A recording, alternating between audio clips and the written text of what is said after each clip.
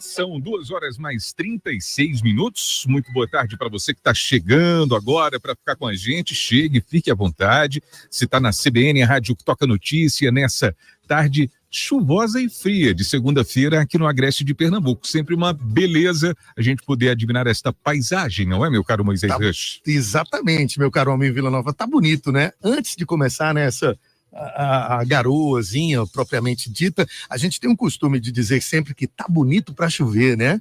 Isso é muito bonito, isso é muito legal. E tá lindo porque tá chovendo. Né? Melhor ainda. Muito bem. Bom, a gente vai à entrevista de hoje, a primeira entrevista dessa semana no Panorama CBN. A gente vai conversar com o economista Écio Costa. Vão surgindo novidades, decisões governamentais, propostas também. Como somos leigos no assunto, a gente precisa conversar com os especialistas, né? Por isso que o Écio é sempre assim, ó, convidado para participar com a gente aqui da programação. Seja bem-vindo, Écio Costa, boa tarde. Boa tarde, Écio. Boa tarde, Almir, boa tarde, Moisés. É sempre um prazer estar participando com vocês. E tá chovendo aí, tá chovendo aqui também em Recife. Né? Agora aqui, quando chove, é mais até preocupação do que boniteza, por assim dizer. Né? Diferente de Caruaru, de São Bento do Una, de onde minha família é, que quando chove a gente vê isso como uma alegria. Tá vendo só, a família do Écio é da terra de Alceu Valença. Olha aí, que bacana. Ainda somos parentes distantes. É mesmo? Pois é, parente do poeta. Que orgulho, hein, Écio? Pois bem, a gente vai falar hoje, Écio, a respeito dessa proposta do governo do estado de Pernambuco, não é? Com relação à redução da alíquota do imposto sobre a propriedade de veículos automotores, o IPVA, também a isenção do pagamento para mototaxistas e veículos do transporte escolar, além da ampliação para 60 meses para o parcelamento do imposto e de multas atrasadas. Pois bem, quando a gente fala a respeito de uma medida como essa, ela parece até uma medida bem popular, não é? Com relação ao alcance das pessoas. Existe uma queixa generalizada com relação ao pagamento de impostos, porque, de alguma maneira, às vezes as pessoas afirmam que não percebem a volta, não é, desse pagamento para os serviços mais básicos. Enfim, esse assunto não é novo, mas é muito importante a gente poder abordá-lo falando a respeito dessa proposta do governo do estado nesse momento. Como foi que você recebeu essas informações, Écio, e qual o processamento que você faz delas? Na realidade, a gente tem um pacote, né, fiscal que está sendo discutido com os principais, diria assim, regentes da Alep, né, para que ele seja levado à discussão e posterior aprovação, né, com uma reforma fiscal, né, que a gente tem aí mais de 15 itens sendo tratados. Tá? Isso inclui o IPVA, com uma redução importante, mas inclui também a elevação do ICMS, né, que é outro ponto importante, elevando de 18% para 20%. Mas vamos falar primeiro do IPVA. Né? Com relação ao IPVA, o que é que acontece hoje? Quando a gente vai comparar o estado de Pernambuco com os demais estados da região Nordeste, a gente tem a maior alíquota, né, de IPVA em relação aos demais. É claro, é uma alíquota progressiva, mas ela chega aos 4%, né, para veículos acima de certa cilindrada, né, acima de 160 cavalos ou cilindradas. Aí eu não sou muito técnico, não, mas aqueles veículos hoje que têm essa capacidade maior terminam pagando 4%, que é um percentual muito alto. Outros estados, esse valor fica em 3%, em 3,5%. 3,5% é até uma exceção, não são todos. A grande maioria vai no máximo a 3%. E isso termina desestimulando muito o consumo de veículos aqui dentro, o emplacamento de veículos aqui dentro. Você tem muitos compradores de veículos de luxo, por exemplo, que terminam emplacando o seu veículo na Paraíba, em outros estados vizinhos, e recolhendo o IPVA por lá, porque termina saindo mais barato que o daqui. Então, quando você reduz isso, né, se fala nos bastidores algo de 2,4% a 2,5%, né, isso vai terminar fazendo com que Pernambuco saia de uma ponta e vá para outra, termine sendo aquele estado com o IPVA mais competitivo em relação aos demais estados, o que pode atrair negócios para cá, o que pode fazer com que muitos desses veículos, como eu disse, hoje emplacados em outros estados, sejam emplacados aqui. Você vai incluir também os mototaxistas com uma isenção, o que vai ajudar também esse segmento. Tá? Então, é uma medida bastante positiva nesse sentido.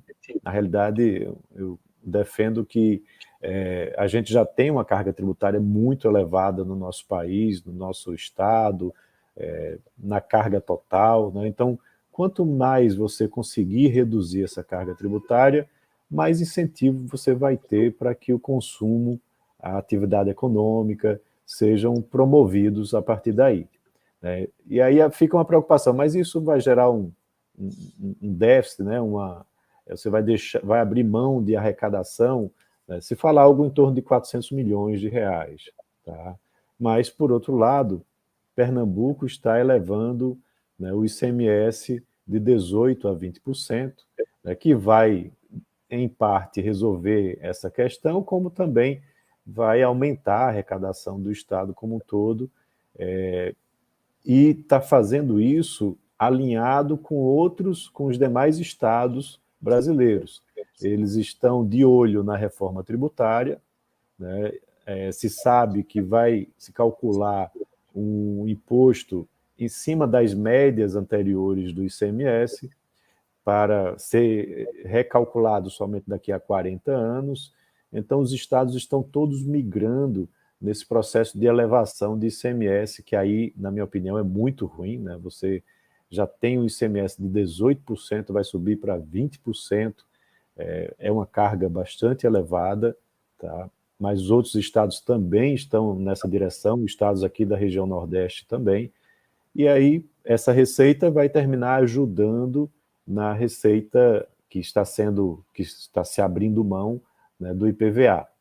Também o Fundo de Equalização Fiscal, né, ele também não vai ser renovado, né? Esse fundo ele é utilizado em cima dos incentivos fiscais do Prodep, por exemplo, que são dados às indústrias, e eles estavam sendo cobrados, né, na gestão passada, por um determinado período, para recompor receita, né, com a queda do ICMS dos combustíveis.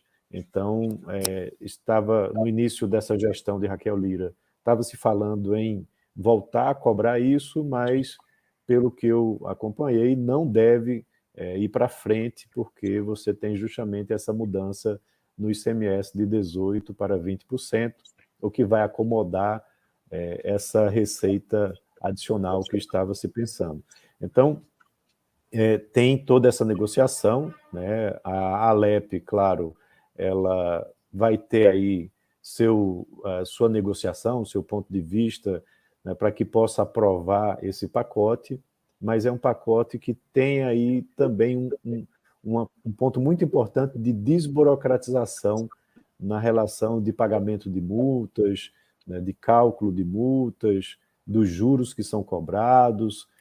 Então, isso era um desejo que já vinha sendo solicitado, né, pelo setor empresarial aqui do estado de Pernambuco, e agora, com esse pacote, deve ser atendido. Muito bem, Écio. Essa redução proposta, né, de 20% aí, isso pode gerar, pela sua experiência como economista, pode ser que sugere, Écio, um certo desequilíbrio para o contribuinte em relação a outros impostos aqui no nosso estado? Pois é, como eu mencionei, a redução do IPVA, ela gera uma renúncia de arrecadação, né, e a partir daí você tem que recompor a receita com outras fontes. E a questão do ICMS está sendo utilizado como uma alternativa para o IPVA, como também para outras medidas. Tá? São 2h46 e nós estamos conversando com o economista Écio Costa nessa edição do Panorama ao vivo. Écio, a respeito dessa questão da desburocratização que você mencionou há pouco, já um pleito antigo com relação ao setor empresarial, eu lembro que aqui durante a pandemia, naquele período mais agudo dela, inclusive, conversando com representantes da FIEP, por exemplo, eles falavam a respeito de que, olha, talvez essa pandemia nos deixe alguma herança positiva, talvez o Estado brasileiro como um todo e as demais unidades federativas também compreendam a necessidade de uma rediscussão a respeito do papel da burocracia. Existe esse mecanismo, ele é parte do processo, evidentemente como um todo, mas no Brasil há, como você mencionou há pouco, essa questão da carga tributária muito elevada e essas características relacionadas ao aspecto burocrático. Já houve alguma evolução nesse sentido, se a gente levar em conta essas declarações naquele período agudo da pandemia, ou as coisas continuam tal e qual, no seu entendimento? Então, a gente teve realmente um avanço significativo, e até de maneira forçada, né, por conta da pandemia, de você desburocratizar digitalizando muitos processos, né? Mas muitas vezes você teve apenas a digitalização da burocracia. E isso precisa ser vencido, né, precisa ser mudado com iniciativas que venham do próprio Estado de Pernambuco, que venham dos municípios. A Lei de Liberdade Econômica, que foi aprovada lá atrás, em 2020, 2019, ela foi adotada por poucos municípios aqui do Estado de Pernambuco. Somente algo em torno de 8% dos municípios adotaram, enquanto que você tem outros estados, como o de Minas Gerais, por exemplo, que quase metade dos municípios do Estado adotaram a Lei de Liberdade Econômica. E ela traz um papel de desburocratização muito grande, né, para facilitar os negócios naquele município e dentro daquele estado. Então, essa é uma iniciativa que precisa ser desenvolvida. E isso, na hora de você promover, né, o investimento em novos negócios, mas também na questão arrecadatória, tributária, ela também precisa ser simplificada. Então, pelo que eu acompanhei, esse pacote que está sendo apresentado traz também alguns avanços nesse sentido.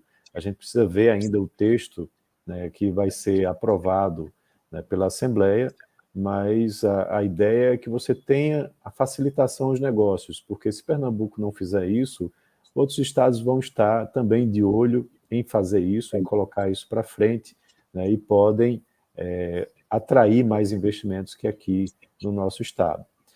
Eu faço parte dentro do LEAD, né, que é um sistema de network de empresários aqui de Pernambuco, do Comitê de Competitividade.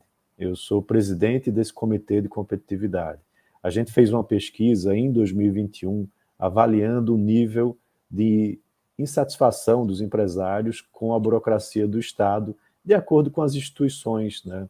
Tipo JUSEP, Corpo de Bombeiros, a parte ambiental, vigilância sanitária. Foi feito um ranking, né, daquelas instituições mais burocráticas e menos burocráticas.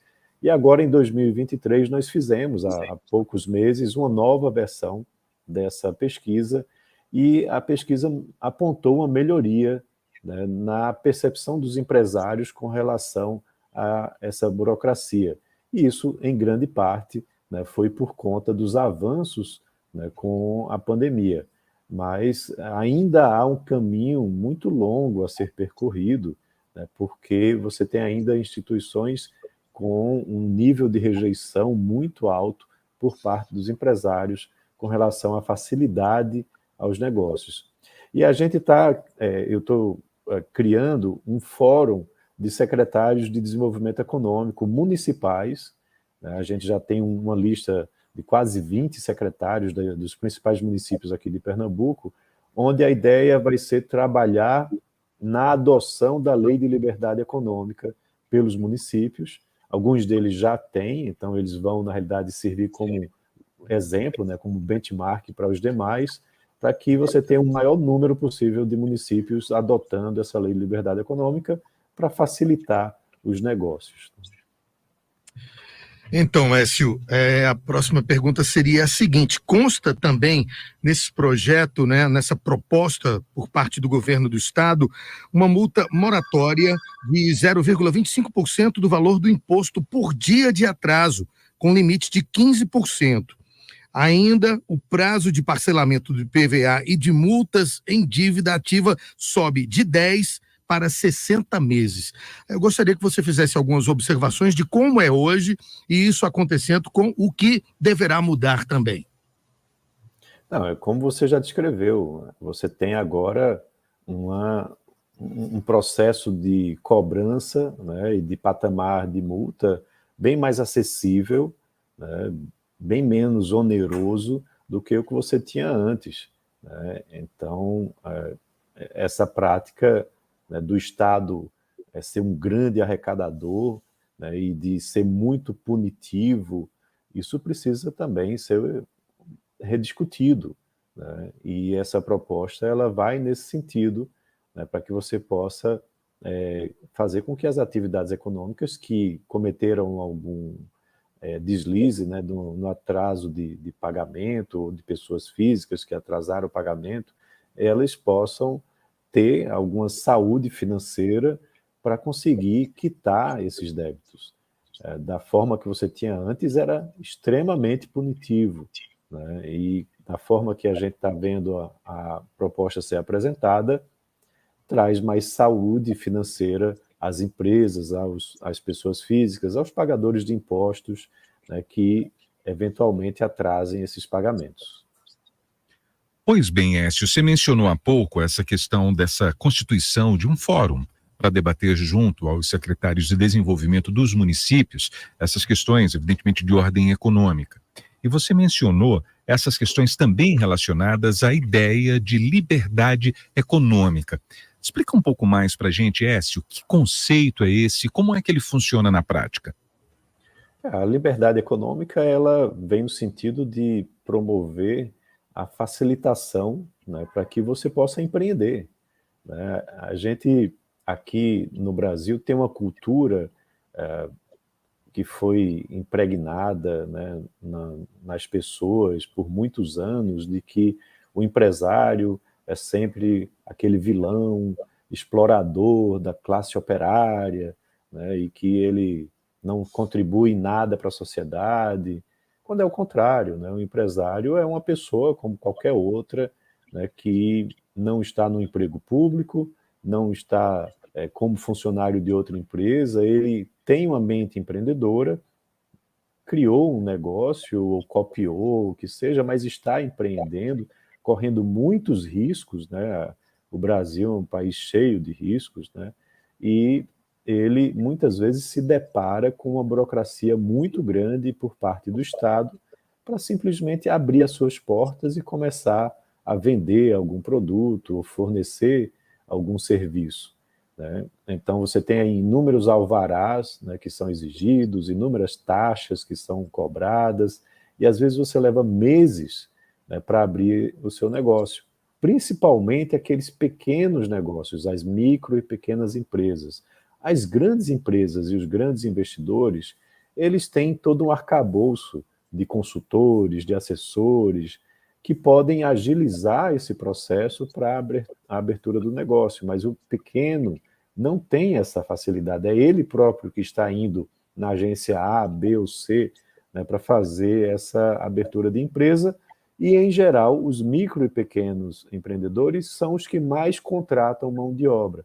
Então, a Lei de Liberdade Econômica ela vem nesse sentido de dizer, olha, essas são atividades que não oferecem grande risco, elas empregam muito, então vamos facilitar o empreendedorismo, né? Vamos facilitar para que eles possam estabelecer o seu negócio de maneira formal, possam contratar mão de obra e vender seus produtos e serviços.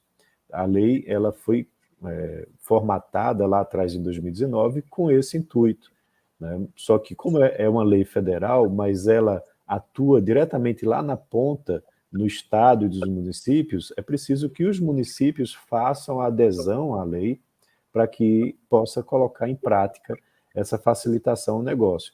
Então, por exemplo, um alvará de funcionamento, né? Você tem um pequeno comércio, né, que vende, sei lá, lápis, né, vende caderno, você precisa de um alvará de funcionamento para isso, com todo um processo burocrático. Com a Lei de Liberdade Econômica, você tem a dispensa de alvará para esse segmento, porque ele não oferece nenhum risco, nenhum dano à sociedade, né? Então, há uma lista, né, que alguns municípios chegam a mais de 300, 400 atividades econômicas que dão a dispensa imediata do alvará de funcionamento. Esse é só um exemplo, né? Então, quando o município adere à Lei de Liberdade Econômica, ele passa a adotar, aí ele define, são 100 e tantas atividades, ou 200, ou 300 atividades que estão dispensadas do alvará. E aí muitas pessoas podem até perguntar, poxa, mas teria taxa, né? Mas a taxa às vezes é de R$15, 20, R$30 no máximo, que não é relevante, né, para a receita daquele município. E, pelo contrário, se o negócio está funcionando, ele está gerando emprego, está gerando receita, né, está movimentando a economia, que pode trazer mais impostos para o município. Então, o princípio é esse, é você facilitar para que, de forma responsável, os negócios possam ser implantados e possam funcionar com a maior agilidade. Aécio, pelo que a gente observa aqui, para o contribuinte é uma boa proposta, obviamente, de facilitar, desburocratizar também para o contribuinte, mas em relação ao governo, para o recolhimento, como é que você vê? É realmente uma proposta positiva, né? Como você, como economista, esse caminho que o governo vem tomando, né, nessa proposta é realmente positivo? Falando agora do pacote, né, fiscal. Isso. Veja, ele, ao elevar o ICMS de 18% para 20%, ele vai estar, sim, né, com um aumento de arrecadação acontecendo, né?